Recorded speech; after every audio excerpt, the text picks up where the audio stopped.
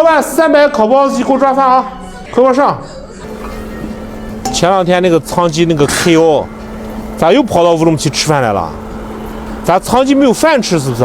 烤包子咋卖的4块钱。4块吗？啊。里面有没有200克肉？咋还卖抓饭呢？一烤包子店，我那天在一个店里面吃到预制烤包子了，哪？6块钱一个。这是5个辣皮子，这是5个原味，辣皮子是带个尖角。你刚才要几百个？300。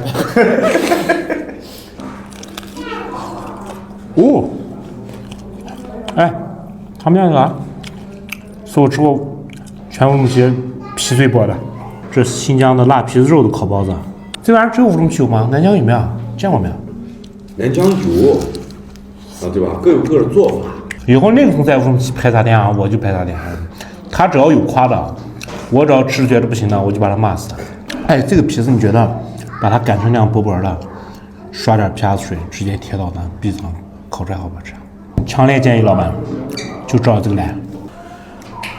有点过分，我觉得。我觉得应该30。哎，如果我就想吃烤包子，我不想吃肉，我能不能要一碗汤？可以啊，清汤有。汤是收费还是免费的？收费的。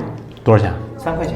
因为我们里面给你放萝卜，给你放那个枸杞那些。哦，3块钱，很划算。可以，可以。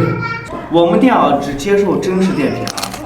我觉得得给外地朋友们普及个知识吧。在新疆啊，牛骨头分2种，一种是这种烤包子店的牛骨头，一种是丸子汤店的牛骨头。丸子汤店牛骨头就是叫牛骨头。